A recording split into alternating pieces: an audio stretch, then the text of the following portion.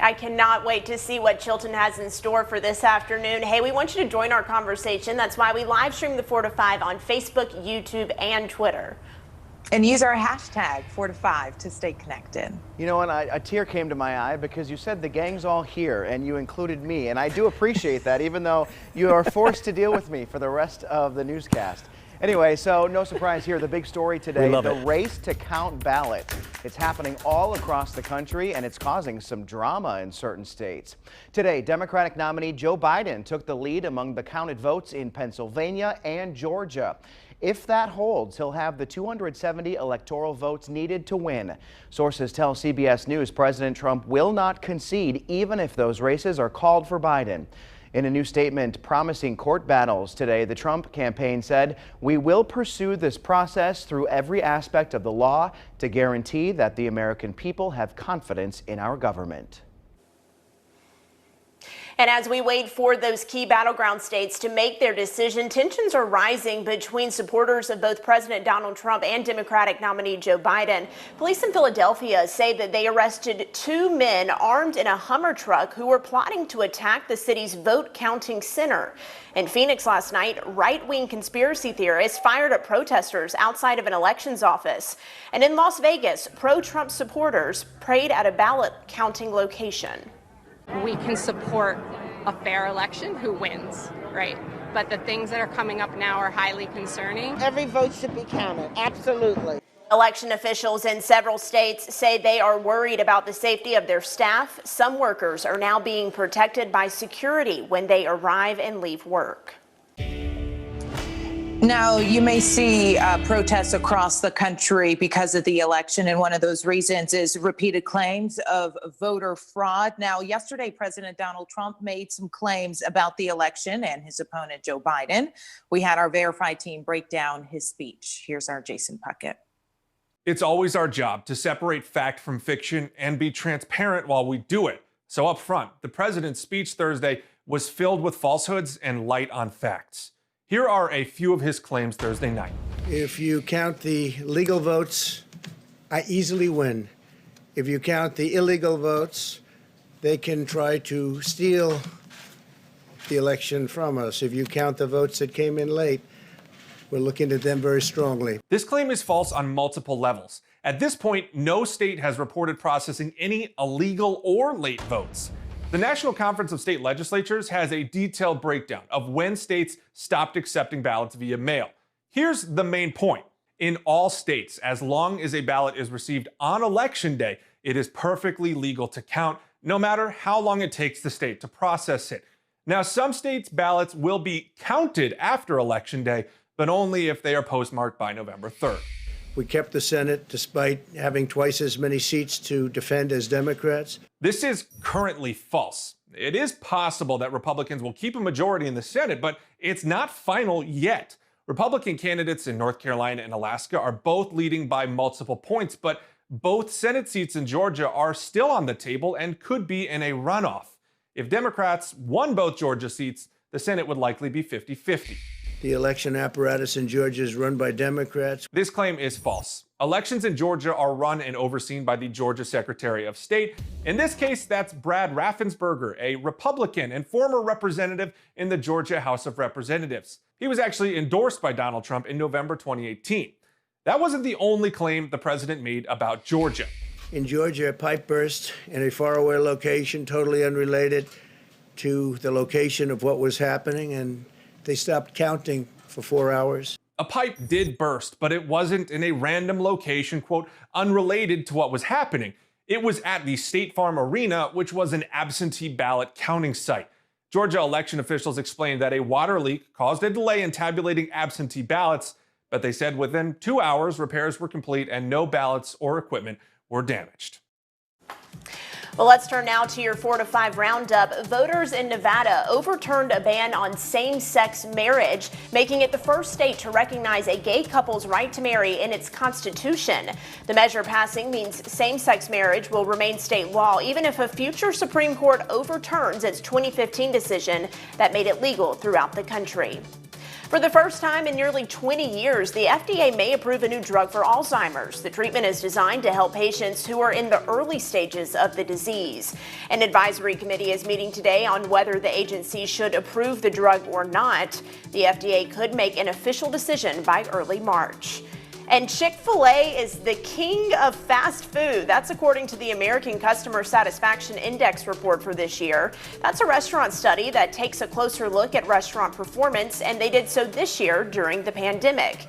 Chick-fil-A was at the top for fast food places, followed by Domino's. Last month, you may remember Chick-fil-A was reported as the most popular drive-thru service with high marks for accuracy, customer service, and taste, but it was also deemed the slowest.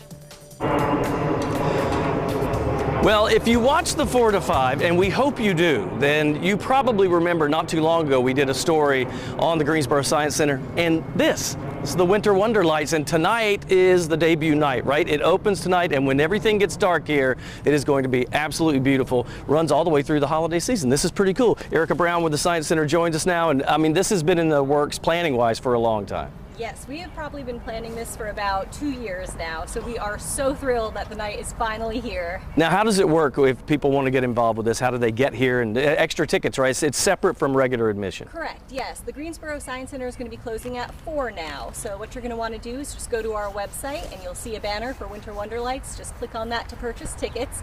It opens at 5:30 p.m. and runs until 10 o'clock or 11 o'clock depending on the night. I mean, this must have taken weeks to set up, months? I mean, I don't know. How does that work? Yeah, so some of the stuff was fabricated elsewhere. As you can see, a lot of these structures are very large. So they were fabricated by GES Events, and then they brought these finished pieces to Greensboro. They probably had about 2 weeks to actually set up on site.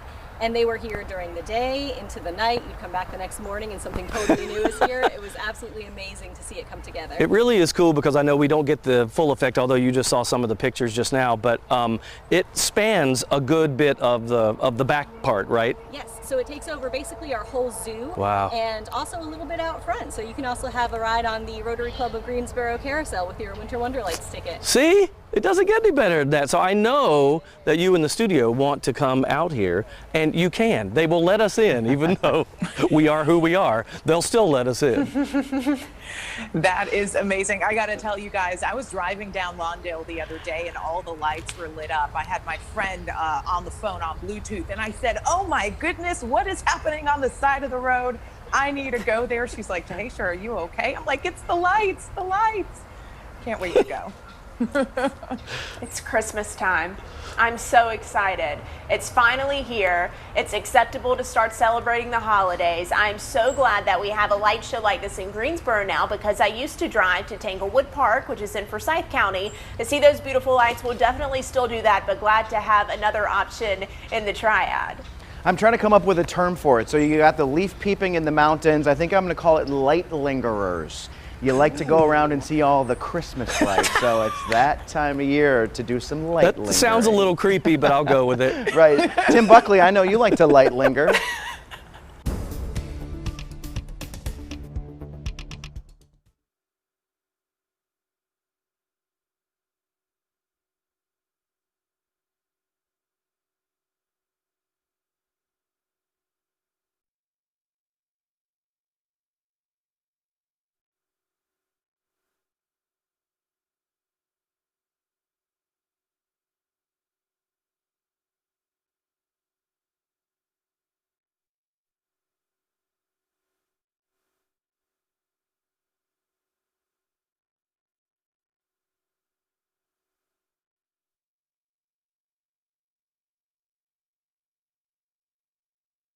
Hello? 1, 2, 3. Can you hear it? It's on now. It was off. It was off? Yeah, I think I switched it. I must have switched it off somehow. That must have been my bad. Maybe it was my fat fingers or something. And this thing's good. Yeah. You could flip it. I think I probably hit it with my hand on accident when I put it on my belt. That was probably what it was. They need to have a cover on top of those things. Yep, that's my bad, guys.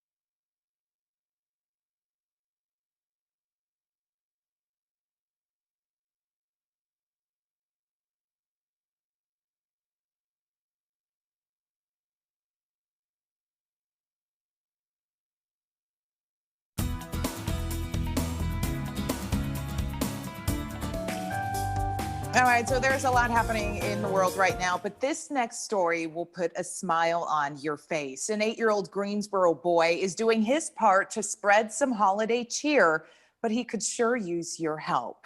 Garrett Stolze is collecting new toys to give to other kids for Christmas. Now, this is something he started doing back in 2017. Back then, he collected the toys and gave them to kids being treated for cancer at Duke Hospital in honor of his mother who passed away there from cancer in 2014. I'm happy that other kids get to have a good Christmas, that have to spend their Christmas in a bed, in a nurse bed. Started off really simple, just Garrett donating a few toys, and then last year we actually had some donations from some businesses. My husband's business, Textron, donated a bunch of money. So we were able to get quite a few gifts, several bags full. And it's been a cool project because they recognize Garrett now when they drop off the presents, and it's a cool project. Now, this year, Duke isn't accepting donations due to COVID, so Garrett and his stepmother, Jamie, want to give the toys to other families whose kids may be struggling with cancer right now. They are also accepting monetary donations. If you want to get involved, you can reach out to Jamie at jamielkruger@gmail.com, and I'll post that online as well. They hope to have everything collected by December 15th, which is Garrett's birthday. Now, when I asked Garrett what kind of toys he's looking for those kids, he told me Nerf guns, Hot Wheels, Barbie dolls, Barbie houses, all the great things. He's just a sweet young boy looking to give back. And when you just look at his face, it's like, how can you say no? How can you not want to help him out, Maddie and Chad? I love that. And I love what he said, that he's so happy that other kids will get to have a Christmas this year. Goodness. I mean, that's the good in this world. That's what we need to think about right now. That's what we need to look forward to. The future is bright with kids like this. And how perfect that the deadline is his birthday. So if you're feeling extra generous and you want to give a gift to the drive he's doing, maybe throw in a little birthday present for him as well. Such a great deed. We'll be right back.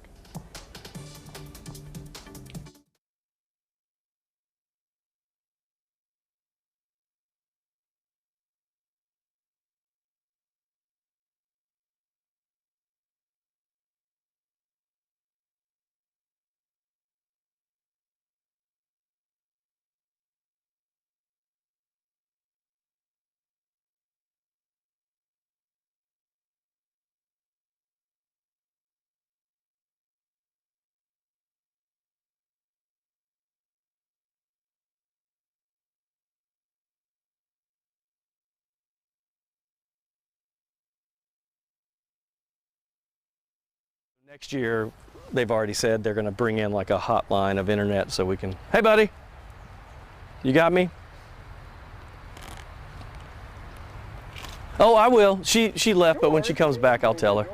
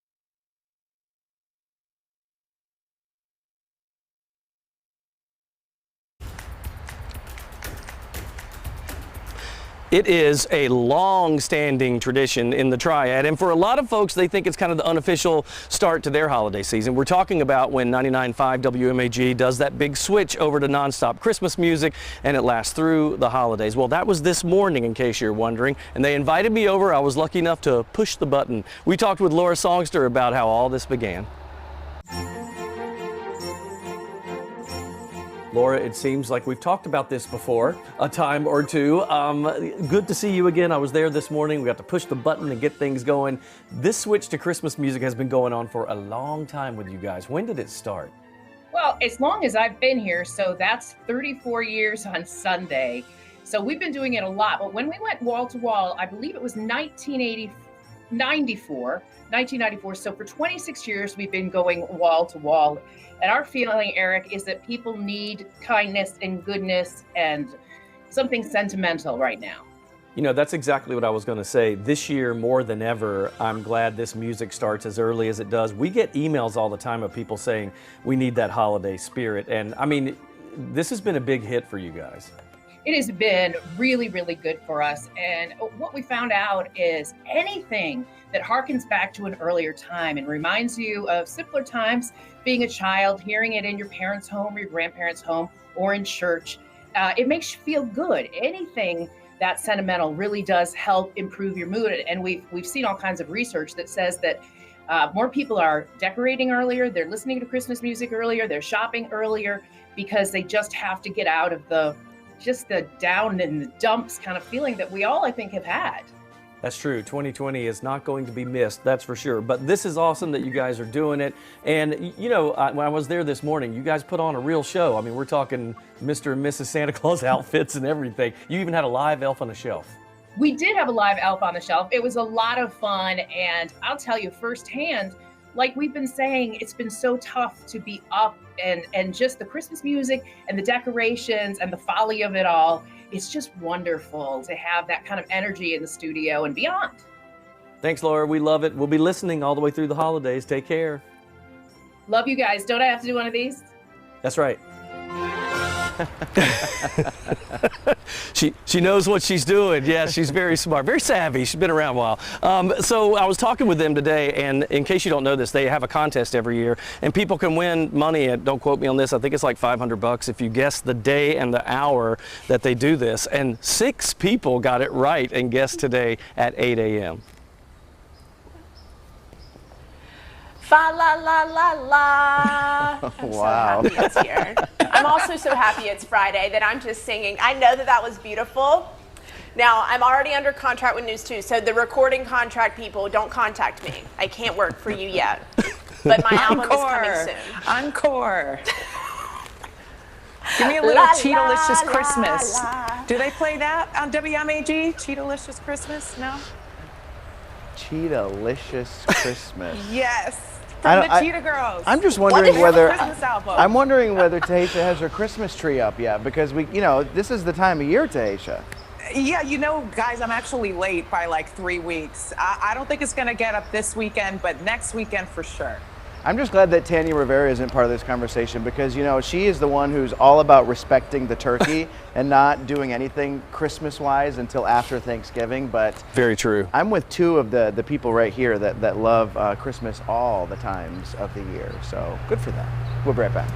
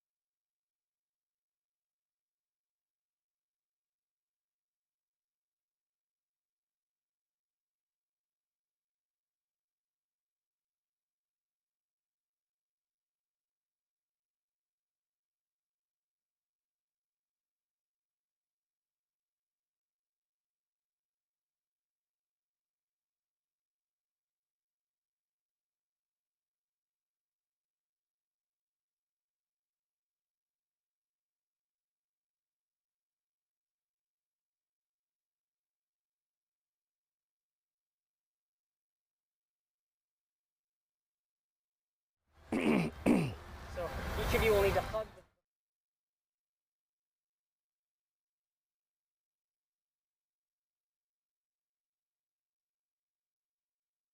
They're following the rules. Hey there, 1, 2, 3, 4, 5. Oh yeah, everything sounds good.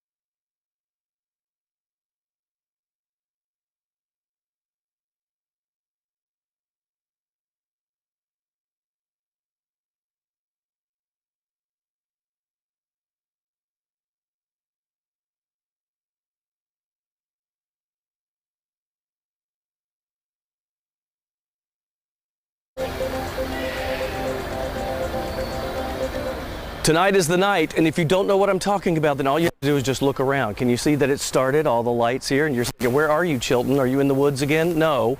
We are wandering through the Greensboro Science Center, and just happened, this wasn't planned, just happened to bump in to CEO Glenn Dobrogos. Right.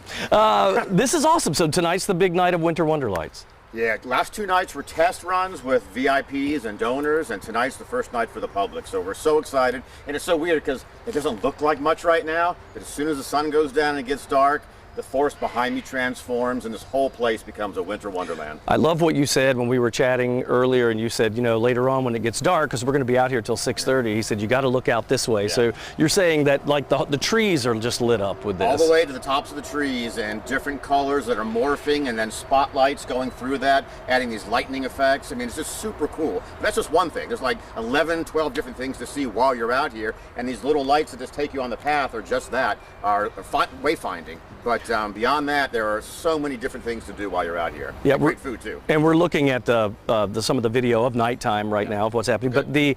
But so when you talk about this, the company I heard that put this together, that they're a big deal, right? They're a big deal. The gentleman that was here setting this up, because they're not filming right now, does like the set for Game of Thrones. Whoa! They do the Reagan Library. They've done the LA Zoo. They're big time, and this is what they do. And so we're very proud to have them. And the cool thing is, it expands next year. We're doubling the size of our zoological collection and park.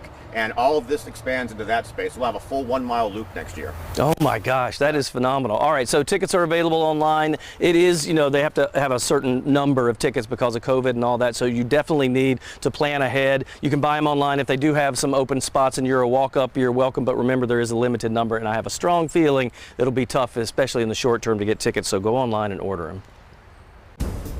Game of Thrones. I got to see if they have any White Walkers or anything over there. That's pretty cool stuff.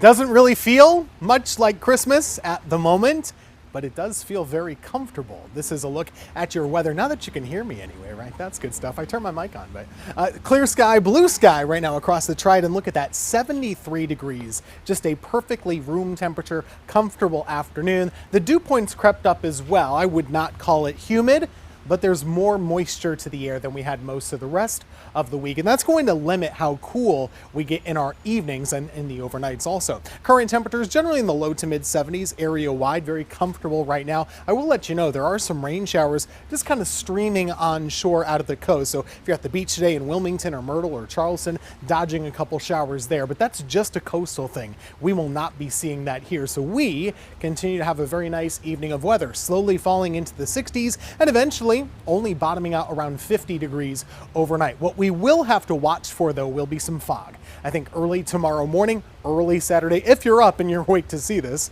maybe you sleep in, there will be some dense fog. More likely to be east of Greensboro.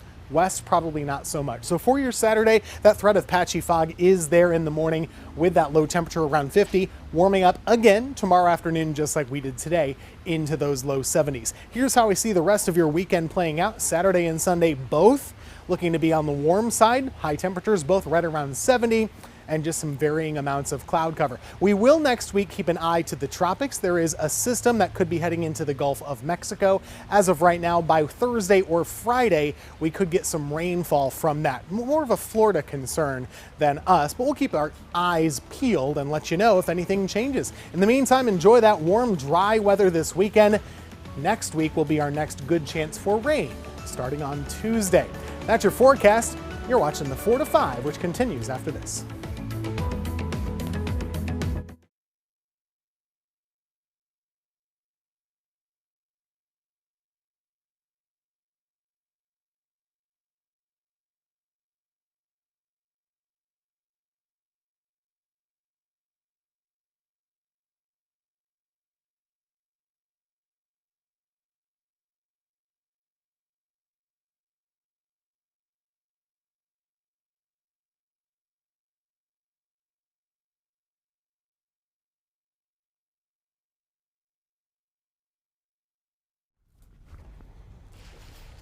Okay. Hey, ice cold milk and an Oreo cookie, they forever go together.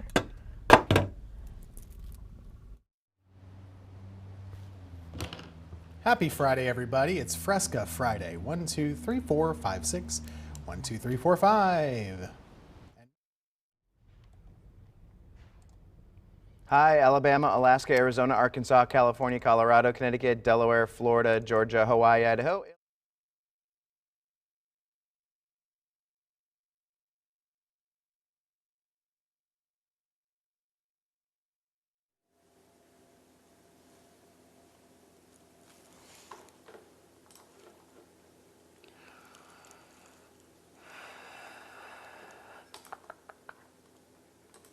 Hey, George. Happy Friday. Mic check, 1, 2, 3, 4, 5, 6, 7, 8, 9, 10, 11, 12, 13, 14.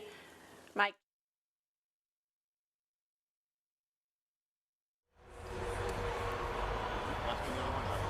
Hello. Check 1, 2 from the Greensboro Science Center. Participants only beyond this point, my friends.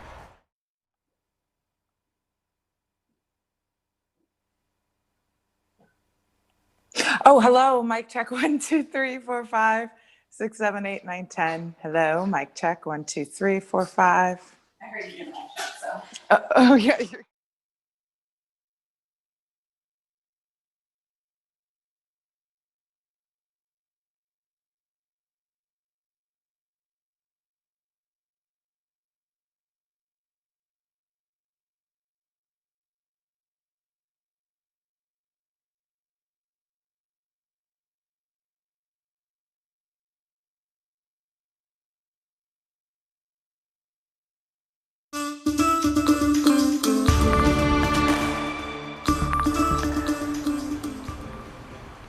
Hi, everybody. I'm Eric Chilton. Welcome to the 4 to 5, Part 2. That's what we're doing. We are at the Greensboro Science Center tonight. Winter Wonderlights, as you can kind of see behind me. It's the opening night. We're going to have fun. Chad, Silbert, Tahisha, and Maddie, you all have to come out here and join me. It's a rule. I will, but right now they have me locked in my living room, Chilton, because somebody has to read the news today. Hey, we are so glad you're joining us on this Friday afternoon. By the way, you can connect with us on Facebook, YouTube, and on Twitter. Yeah, I've loved some of the conversations we've been having. A lot of people already putting up their Christmas decorations. You can join the conversation and use that hashtag 4 to 5. And as you can imagine, the big story today, the push to count the rest of the ballots. In some states, it's even changing who's in the lead. Today, Democratic nominee Joe Biden took the lead among the counted votes in Pennsylvania and Georgia. If that holds, he'll have the 270 electoral votes needed to win. Sources tell CBS News President Trump will not concede, even if those races are called for Biden. In a new statement promising court battles, the Trump campaign said, "We will pursue this process through every aspect of the law to guarantee that the American people have confidence in our government." Now, as the waiting game continues, election officials here in North Carolina say it likely won't be until next week until every vote in the state has been counted. That's because officials around the state are still waiting for those mail-in ballots to come in. Ballots postmarked by Election Day can be accepted up until November 12th. And right now, there are 116,200 outstanding absentee ballots in the state.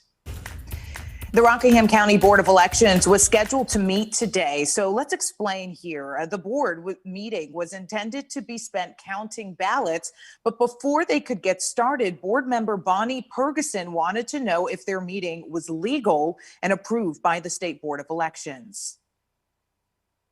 County Board of Elections shall prepare. The law does not permit the county board to modify the meeting schedule after the election. We have failed to provide any more meeting notices to the public. My question now is directed to our county attorney, Mr. Morris. Is this a legal meeting?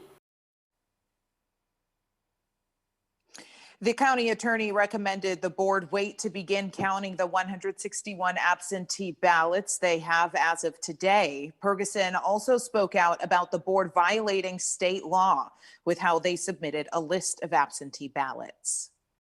They were on the laptops. They were electronically on their laptops for the absentee. But that's not how the statute says it's to be done. The board plans to hold off and count all remaining absentee ballots next Friday.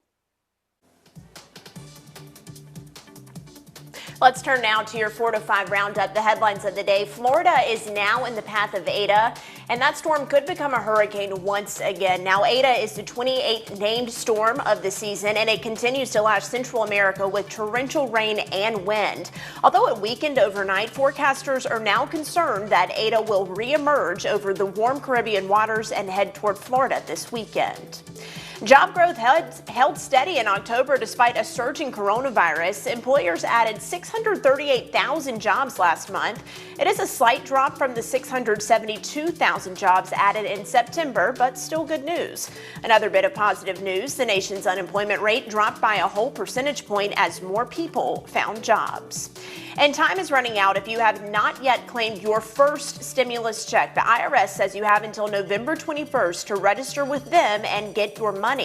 College students and low-income adults may be among those who qualify for the check but haven't gotten it yet. The IRS says it is planning to reach out to people who may be eligible by November 10th, but you do not need to wait on that. You can use the non-filers tool on irs.gov to register.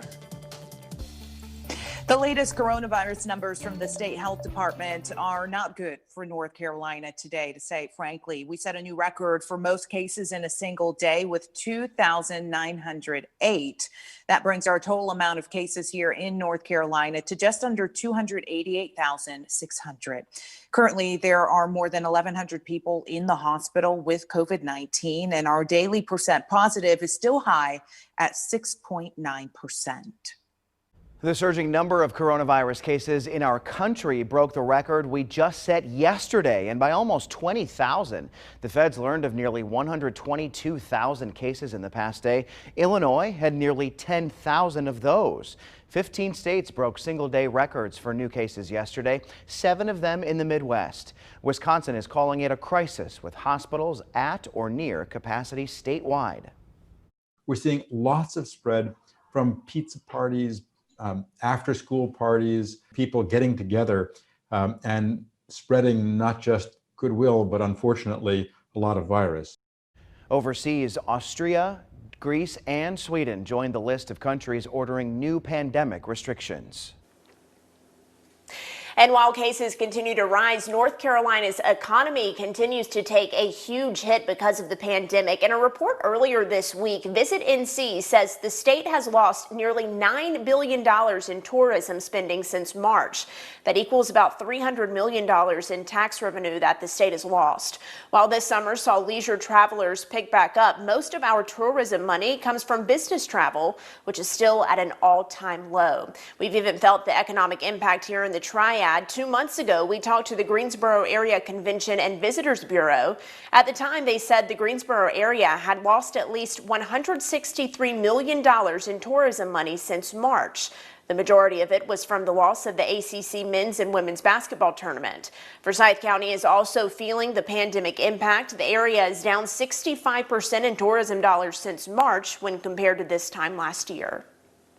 And don't miss this. Some downtown Greensboro businesses are boarded up, but they are not closed, and they need you. Store owners told us the plywood is a precaution and nothing more. They say they took action after seeing other businesses doing the same in anticipation of unrest that could follow the presidential race outcome. Sarah Healy with Downtown Greensboro Incorporated says the boarded businesses on Elm Street are still very much open and participating in Open Streets tomorrow. Open Streets is still planned for this Saturday, 5 to 11, where we actually close the street to open it up so pedestrians can come and walk and socially distance shopping, eat outside, enjoy our parklets. The weather's going to be great. Again, Open Streets is still happening. It just might look a little different. Between protests, the pandemic, and now this, Healy says these businesses need some support from all of us. If you get a little stressed this week or maybe right now, go outside for like 1 minute. It's sure to relax you. At least it works for me. Beautiful blue sky, comfortable temperatures, and just a light breeze. This is a forecast, not a meditation. I'll just give you the info. Here it is. 73 is your temperature. A little humidity to the air, more than the last couple of days. Not much wind, though. Take a look at the flagpoles here in Burlington. Very warm and not much of that wind. Seeing 76 degrees over there. High Point looking good also. Notice, though, it already starts to look close to sunset. That's because our sunset is nowadays right there closer to 5:15, 5:20 in the evening. A little bit of rain closer to the coastal areas of North and South Carolina, but nothing close to us. We are dry and we will stay dry into tomorrow. One thing to look out for Saturday, if you're up early, some patchy fog. It could linger through about 9 or 10 o'clock. Otherwise, partly sunny skies looking very nice throughout the course of your Saturday. And I actually expect a really nice weekend for all of us too. So early November, our average high, it's about 65 degrees. We're above that pretty much every day in this forecast. Low 70s for tomorrow, for Sunday, staying dry. Get into next week, though, a couple fronts headed our way. Starting on Tuesday, very good chances for rain for several days. 6 games. That is how long the Carolina Panthers have been without one of their star players, Christian McCaffrey, when he got hurt in the game against the Bucks. But WFMY News 2's Amanda Ferguson found out something special about the guy who's been filling his role.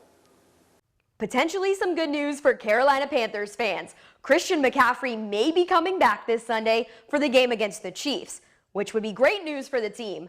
But I also think it's important to note the guy running in his place, Mike Davis. He's been a viable fill-in for this team. He's out here doing his best for his teammates, but he says he's constantly thinking of someone else while he's on the field.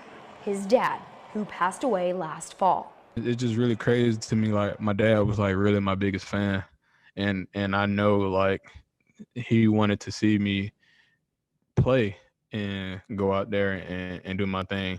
With me wearing 28, I know he, you know what I mean, he would have just loved to see it. Me being close to home, it really kind of hurt a little bit because I know he'll want to be at every game. So I'm trying not to tear up, man. But man, I just love my dad so much, and I think it's crazy that he went away. Cancer really took him from me. Davis says he specifically thought about his dad when crossing the goal line here against the Chargers. His first rushing touchdown this season, just days after the 1-year anniversary of his dad's passing. Looking ahead, we're not sure how much more playing time Davis will see with McCaffrey on his way back, but I think it's fair to say with the time he has had on the field, he's made his dad proud.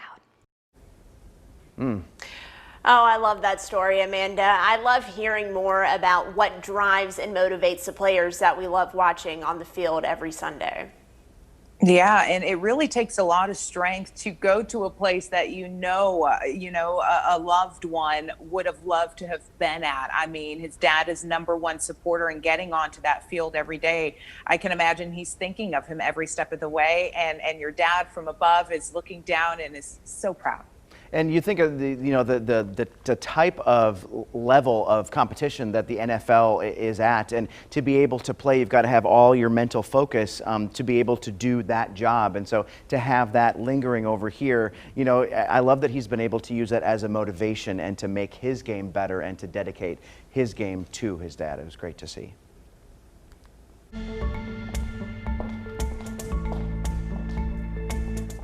All I can say is OMG. Right here. There's so much misinformation. There's so many questions about the election and what has happened since. Right, and at first we were getting questions about how do you do the absentee ballots? Right. How do you register? Where do you vote early? And now It's why can't I see my vote being counted? Why is it taking so long for North Carolina to count votes? yeah, and then add in how will absentee voters know if their ballots were accepted? Okay, we're going to answer that right now. Okay, every single Board of Election is going through what's called a ballot curing process. It gives people a chance to correct certain errors on absentee ballots. If a ballot was signed in the wrong place or missing witness information, you will get a letter in the mail, and then you will have until 5 p.m. on November the 12th to return that letter to the Board of Elections office. Now, if there are other deficiencies, other errors, like there's no signature whatsoever or it's an unsealed envelope, that ballot will not be reissued and it will be rejected, but you will still be notified by mail. Again, by mail. I want to make it really clear. I posted about it today, hoping to answer some other questions along with the mail-in voters. If you're an early voter, it shows up as an absentee voter on an online search. Why? Because you were absent from the polls on Election Day.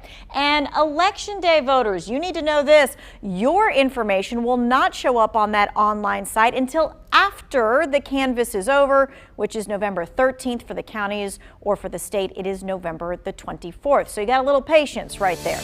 Got more questions? Well, we've got answers. We want you to join us at 5:30. We have Guilford County Board of Elections Director Charlie Collicutt answering your questions, and you can text those questions. There's the number right there at the bottom of your screen, 336-379-5775.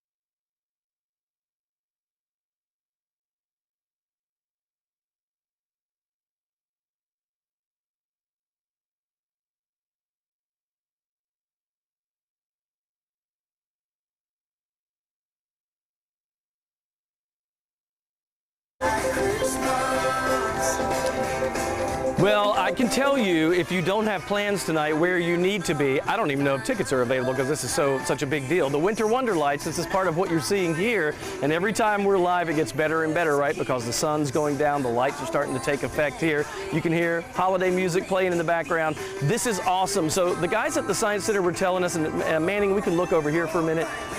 It's not just the fact that there are a lot of lights. We're in the forest of light, as you see there, but it's the quality of light. So I was speaking with CEO Glenn Dobrogos a moment ago about this, and he said part of the allure, it's not the fact that it's just a lot of Christmas lights. It's not even that. It's these uplighting of the trees, and then some of them do like LED type shows, and there's a penguin, a dancing penguin fountain in the front.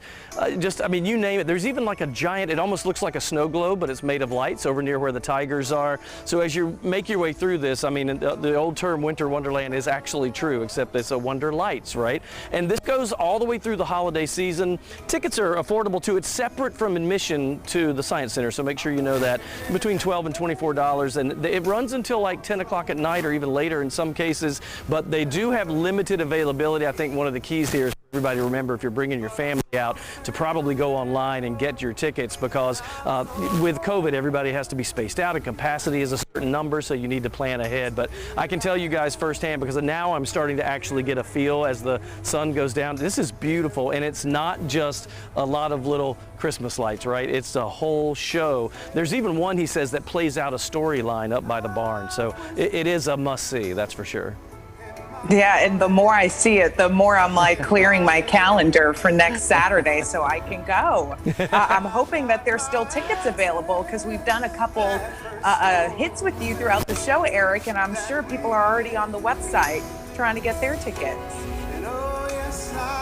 Absolutely. I'm so excited to check this out in person. I want to ask real quick, Eric, I see like you're in this night tunnel. Or just weekends? Missed it. Oh, okay. So mostly every night. I was so sorry. I just wanted to get that for you. That it's not just weekends. Just wanted to let you know that. I'll shut up.